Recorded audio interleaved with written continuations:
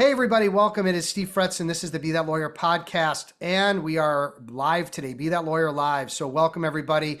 Whether you're checking this out today or you're checking this out later, that's okay. We've got a great show for you today. If you've been to one of these Be That Lawyer Live events before or heard them on the podcast, you know that I've got three amazing rainmakers here to share their tips, secrets, and ideas with you. And they're all fantastic, and I know you're going to get a lot out of them. As we jump in, I want to just remind everybody that you've got the Q&A available to ask us questions in real time. And if you're listening to this as a podcast, great. I know you're going to get a lot out of it. So with that, I want to welcome our amazing panel today. We've got Tim Semelroth, Grabenstein, and Neil Dishman. Tim, do you want to just give a little background on yourself as we launch into this? Sure.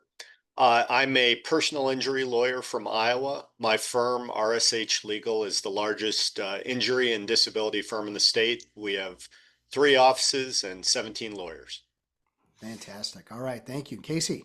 Yeah, hi, I'm Grabenstein. I'm with Saul Ewing, which is a national law firm of about 400 attorneys. I am in our Chicago office. I focus on litigation, commercial litigation with an emphasis on class action work. All right. And you're sure it's Grabenstein, Steen, not Stein? It's Grabenstein. Grabenstein, because I think it goes the other way a little bit better. I'm just putting that out there for you. Just give it some thought. I'll give it some thought. Give it some thought. I'll talk to your family. All right, Neil. Thanks, Steve. Hi, everyone. Only one way to pronounce my name, Neil Dishman. Nice to meet all of you. I'm a partner with Jackson Lewis. Our business here is helping employers handle disputes with their employees. So we represent companies in litigation brought by employees. So I defend companies from things like discrimination, harassment, wrongful discharge lawsuits. We also do a lot of proactive advice, helping our clients be compliant and hopefully avoid those employee lawsuits in the first place. We're a national law firm. We're one of the biggest firms in the country that does labor and employment law exclusively, and I sit in our Chicago office. Yeah, fantastic. All right, well, thank you three for being here today. We've got a lot to cover, and so we're just going to jump right in. And what I'll try to do is just call you out by name and then work our way through the panel. Let's start off with Casey on this one. What specific habits or routines most contributed to your early success in building a book of business? Yeah, it's a great question, Steve. I think what helped me as a younger lawyer was to just start to carve out time. I was at a large law firm. I had long hours, and I found it difficult to find the time to devote to client development. And I was actually working with you, Steve, I think, and you said something like, "This is just your career. It's just the most important thing. So you got to find time to do it." So sort of flipping my thinking to focusing, to boxing out some time to work on client development and not worry so much about the hours was a big change for me, and I've prioritized it ever since. And I also became a big fan of a process-based approach to things, which I hold myself accountable each day to do some sort of outreach. So carving out that time was a big change for me. Yeah, the time blocking and committing to it, like treating it as an appointment with yourself, just as important as an appointment with someone else. Yeah, exactly. Fantastic. Neil? I will forever be grateful to one of my mentors and former partners, now retired, Pete Bulmer, who was running our office at the time when I was a brand new associate. And he told me, I think in the first couple months I worked there, go join something, right? Pick something. We'll pay for it. Get involved, volunteer to be on, boards and commissions and so forth. You need to start networking. And the implicit message there was, look, you're a first-year associate. No one expects you to bring in business at this point. But you need to start planting the seeds and developing the relationships that are likely to turn into business a little bit later. And so out of all things, the first thing I joined was the little Chamber of Commerce here in the suburb of Chicago, Glen Ellen, that I live in, which is, full of tiny businesses, small employers, people selling, auto insurance, right? Every local bank, that kind of stuff. And I got my first client from it a few months later. First tiny little client, it was a local financial advisor who had 3 employees, and one of the employees was a big problem. So he hired us to help manage that situation. But I'm so grateful for that. Just starting early and building relationships set me on the right path. Well, I think too, there's something to be said about, building out your network wide and meeting people and maybe getting a quick win or getting a win in that first year. I think that really, oh wow, there really is something to this, right? And Tim, how about yourself? Well, as a young trial lawyer, you tend to focus on the skills, right? Cross-examination, closing argument. But one of the best early pieces of advice I got as a young lawyer was great cases make great lawyers. And so you need to spend as much time making sure that you have good cases to work on as you do working on your trial skills. And so that was a mindset shift that really helped me focus on client development. Yeah.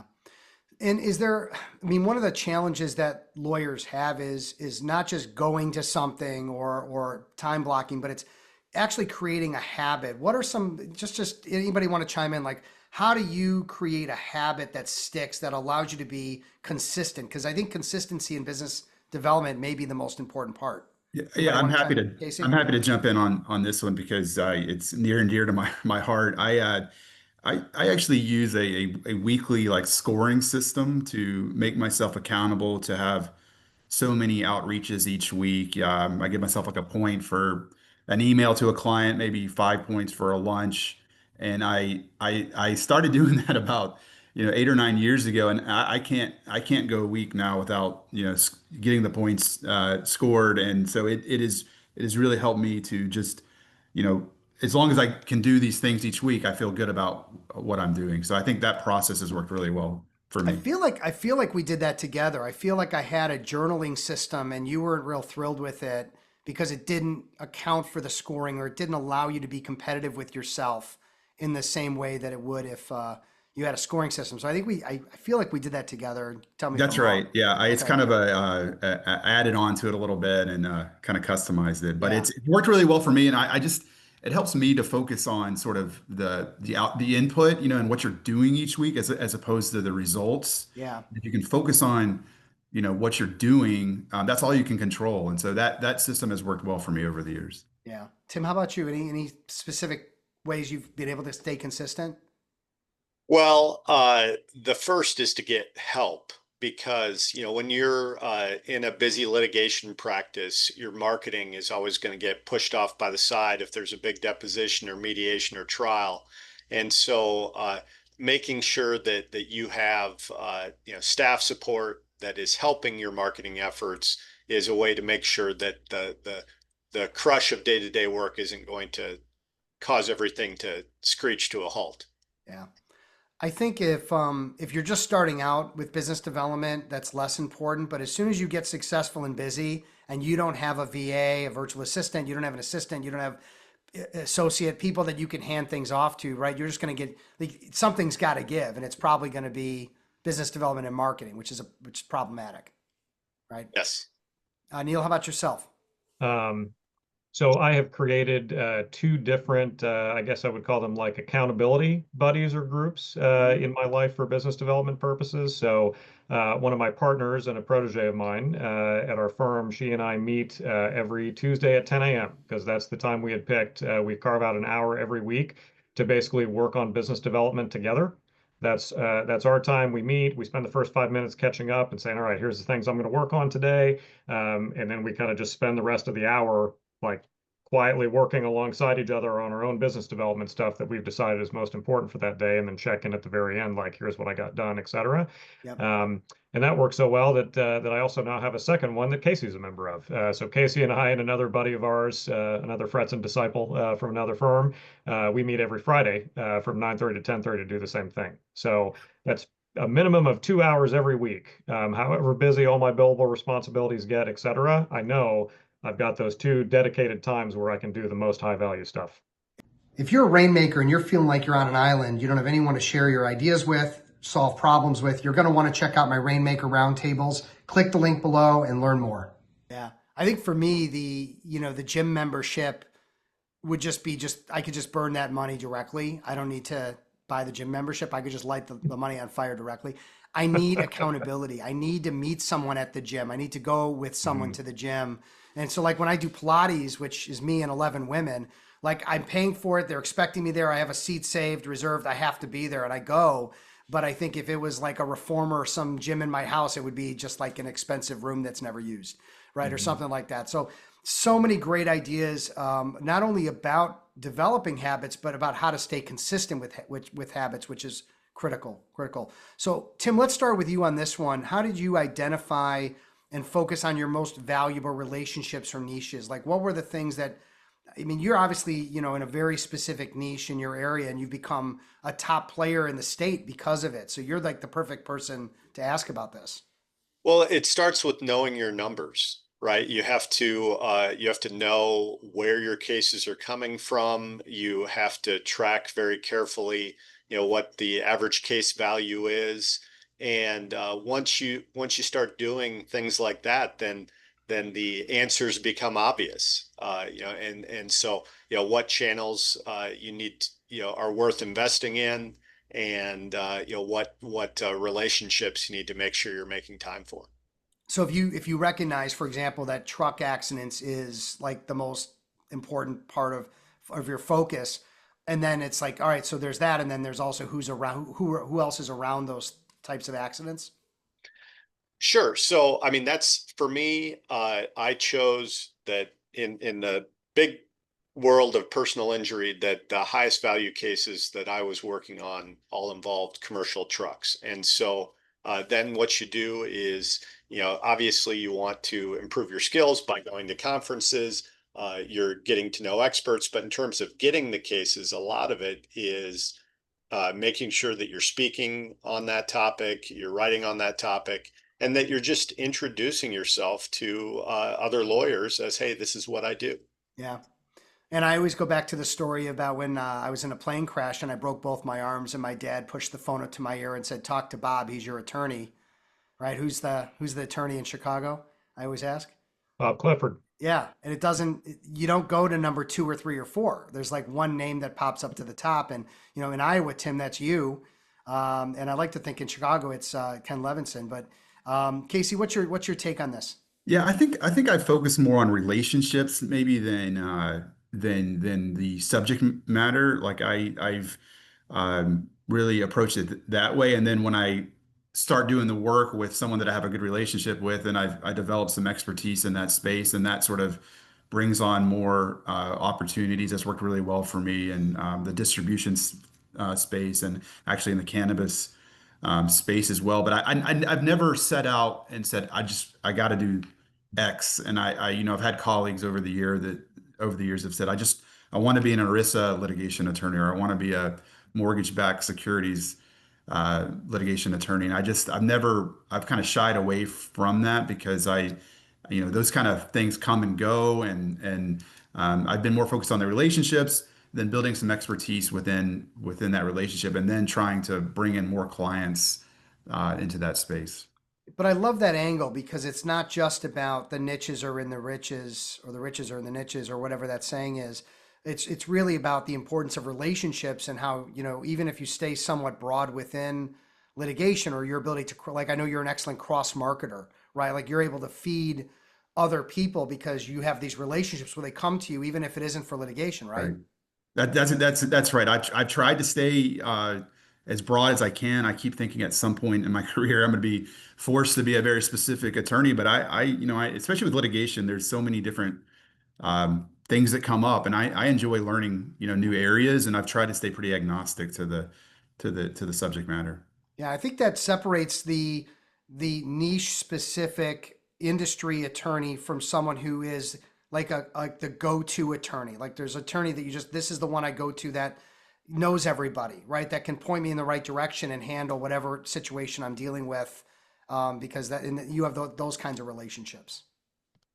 Are you ever curious what's really holding you back in business development? Sometimes it's hard to see the label from the inside of the bottle. I'm Steve Fretzin, and I can help you grow your book of business. Get a 30-minute free consultation with me. We'll identify gaps, identify your potential, and let's take it to the next level so you can be that lawyer. Click the link below for a free consultation. Yeah. Neil, how about you?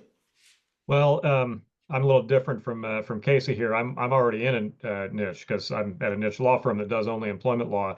The shift that I had to make a few years ago was to better define and then put more effort into higher value opportunities for me. Yeah. We were talking earlier about when I first started out and I was spending time at the Glen Ellen Chamber of Commerce with a bunch of small businesses and so forth. I went through a long phase in my career where I would put a lot of time and effort into chasing any opportunity, right? Even if it was a maybe, $5,000 or $10,000 a year opportunity, like, that was worth it to me then. And it took me a while to figure out that if I wanted to build the book of business that I wanted to, I had to kind of shift market a little bit. And so I did a little research and crunched some numbers and figured out that 500 employees or so is just like a magic number for our business. 500 or more employees is a business that probably has a lot of our kind of problems and is going to need us quite a bit. Don't get me wrong, I still work with and love working with smaller employers. I have plenty of clients with less than 500, but in terms of chasing new clients, I put way more effort into the ones that are 500 or more. If it's under 500, it kind of has to fall in my lap, right? Like if they say, "Hey, we got 200 employees, we really need you, we want to talk to you." Of course, I'm going to talk to them and see if we can be a fit. But it's the bigger opportunities that where I will spend more time kind of chasing them. Yeah. Well, that leads to sort of a good follow-up question, which is the importance of understanding your targets. And I don't mean that word to sound, salesy. However, there are a number of targets that are critical for us to focus on, because if we just like the thing that drives me nuts is when I say to attorney, like, who's a good referral for you? And they go, well, anybody. Okay. So you mean nobody, because I can't think of anybody. Like that's not helping me, help you. So talk about the importance of, like, Neil, to your point, having a number of employees, or maybe it's a particular title, or maybe it's a particular industry where you have a lot of experience. Like, you guys, can you elaborate on that, Tim? Sure. So, in looking at our numbers, one thing we realized is that referrals from other lawyers punch well above their weight in terms of case value. And so, as specialists, we do a lot of marketing to other lawyers in Iowa, or lawyers who are from Iowa. And because, for the general public, they just know us as lawyers, right? And so they're going to reach out to whatever lawyer they know best and say, "Hey, this horrible thing just happened to me. What should I do?" And so I want, whether it's a real estate lawyer, a family law lawyer, a corporate litigator, I want them to know for personal injury matters in Iowa that I'm the name that comes up first. And so, we're looking for ways to market to other lawyers. Is it marketing, or is it marketing and also developing some form of a relationship? Is one, one might be just how you're, feeding them information or getting them on a newsletter. Another one might be, to Casey's point, like actually developing a personal relationship. Is it a combination? It is. So we have something in our firm called our Mavens list, and those are the attorneys who have a track record of sending clients to us. Yeah. And so we are trying to touch them every quarter, whether it's with a gift, a visit, a book recommendation. And so we're trying to create those personal relationships. But then on the big picture, a lot of my efforts on the LinkedIn platform are based around just being interesting or helpful to other lawyers. Yeah. Okay. Casey, thoughts on this? Yeah, I think my comments really echo what Neil was saying. I think early on I made the mistake of, taking every meeting, chasing every entity, every company. And I think it can be tough because, every company has like a website and they all kind of maybe look the same on the exterior. But what I do is kind of similar to what Neil has done with respect to the number of employees. I will try to go kind of behind the website and learn more about the revenue and sort of the financials of the company, if you can find public information about that, to determine whether, this is someone that's whether this company is going to have the types of legal problems that we can help them with. And I think revenue can be a pretty big indicator in addition to the number of employees. Yeah. Neil, anything additional other than 500 plus as far as targets? Yeah, I think it's important for everyone in the business world, not just lawyers and not just people who are trying to market their services. Everyone in the business world, I think, should have a good answer to the question, who do you need to meet? Who's the type of person that is most valuable for you to know, so that if someone in your network, meet this person or know this person, I should think to put the two of you together? I ask that question all the time to referral sources, to clients, right? Who is it you need to meet? And I've developed a very specific answer to that over the years. Every company has somebody who's in charge of handling the employee headaches. Sometimes that person's title is HR, sometimes it's in-house legal. In a smaller company, it could be the CFO or even the CEO or owner, but somebody is the desk where all the people problems land, and Yeah. that's the person I want to meet. Well, the funny side effect of that, Neil, is I remember you being so focused on those targets that I tried to refer someone to you and you like reject. You're like, I appreciate that, Steve, but that's not part of my targeted, people Mhm. I'm meeting with. So I'm gonna say, thank you, but no. And I was like, Yeah. all right, so you drank the Kool-Aid, okay. Yeah, yeah. Um, Well, yeah, what's that old saying? Like anytime you say yes to something, you're saying no to something else. yeah, Even if you don't yeah. know what that thing is, you're saying no to. So, yep. Well, yeah, and I just had someone on the podcast, I don't know, it's a session or two ago, and it was like, or maybe it's coming, I don't remember, but it was, no is a full sentence. Mm. It just is, that's something that's going to get you further ahead and being a successful business developer than saying yes to everything and finding yourself, way over your skis. Um, that's a good lead in though to like what's actually getting you guys results because ultimately the people listening to this they're doing their own thing, and everyone's looking for results, and so there's marketing, thought leadership, business development tactics that actually produced business for you three, not just activity for activity's sake, right? um, Casey, what's something that you do on a regular basis that produces every single year? Yeah, so I think our work in the litigation finance space has been pretty productive. We try to write on cutting edge issues, and we also speak quite a bit. Our group, which I'm a co-chair of, so I think that's been a successful effort each year. I guess what I'll say about it is I'm not a huge fan of taking the time to write long articles and to sort of dig into that kind of stuff. What I've found to be very helpful in this space and in other spaces is to try to leverage something I've already researched or worked on or had to argue about, and then try to turn that into something that I can use externally for marketing purposes. Yeah. So that is something that's worked really well, and it's kind of gotten me over the hump or the resistance to sitting down for 5 or 10 hours to write something. If I already have it, I can just repurpose it. So Yeah. I found that pretty helpful. Yeah, I mean that could be if you guys are keeping track of like takeaways from today, that's at the top of the list of things that you guys should all either write down or internalize is, that it's all about repurposing stuff. This webinar turned into a podcast, right? The podcast turned into video. The video turned into what I call blogcasts, which are articles, right, from the interviews. So yes, that's critical. Neil, how about on your end? So public speaking has been really productive for me. That's not the right answer for everyone. I'm always kind of mystified when you see those polls that like the number one fear most people have is public Yeah. speaking.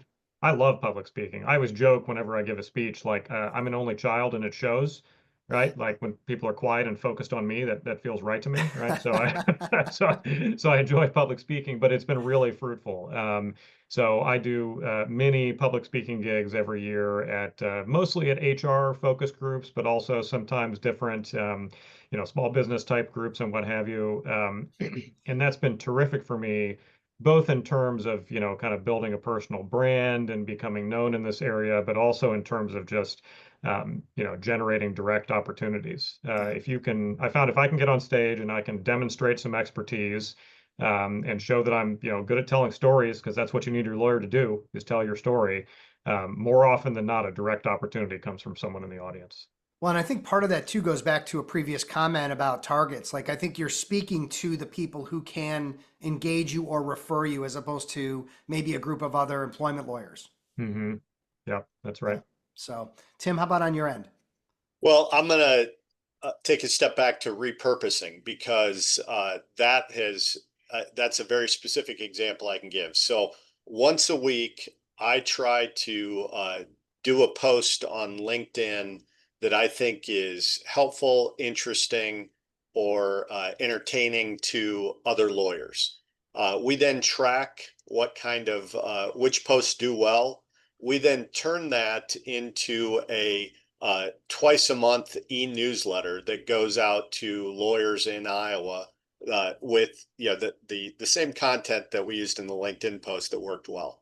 And then once a month, we take the articles that got clicked on our e-newsletter, and we turn that into a one-page print newsletter that goes out to every member of the Iowa State Bar Association. And Wow. so it starts with social media, it goes to an e-newsletter, and then it goes to a print newsletter. And doing that last year increased our attorney referrals by 15%. Hey everybody, do you ever wonder why top executives and athletes are so successful? It's typically because they have a coach, someone that is looking at them from the outside to identify their gaps, identify their potential. That's what I do. I'm Steve Fretzin, and I'm here to help you be that lawyer. If you're interested in a free consultation, click the link below and we'll get together and we'll identify where you can make improvements to be that lawyer. I got to tell you, I'm just impressed that you're doing anything in print. Good for you. It's like everything's gone so that we forget that people actually like to read and like sit down with a piece of paper at some point. But that's fantastic. The other thing that's beautiful about that, Tim, is when you said tracking, you can track a LinkedIn post, you can track a newsletter, there's data. And that goes back to where you started, at the very beginning of this episode of the show, was about the importance of the numbers. Absolutely. It's you don't want to spend more time and more money to promote something that people weren't interested in the first time. Yeah, right on, right on. Well, let's sort of wrap up this again. This might be something you may have mentioned earlier. Maybe you'll pick something different, but we love to say, what's Tim's big mistake, Casey's, Neil's big mistake, and one thing that's critical in business development and just growing a book of business or in life actually is how do we make mistakes and learn from them and come out the other end better? So Neil, let's start with you. What's Neil's big mistake? Yeah. Steve, I'm going to brag on you a little bit here because the first session that I went to when I went through your coaching program years ago gave me one of the biggest revelations of something I've been doing wrong all along. We talked that day about figuring out who is the real decision maker at the potential client that you're talking to, and I realized I'd been doing it wrong all along. So, as I said, we mostly work with HR professionals. Those are typically the people whose problems we're going to solve every day. But even the head of HR at many companies is typically not empowered to hire lawyers by him or herself. They're going to need to get buy-in from someone else, whoever their boss is, COO, CFO, something like that. And I realized that I've been having all of these terrific meetings with potential clients who were HR leaders.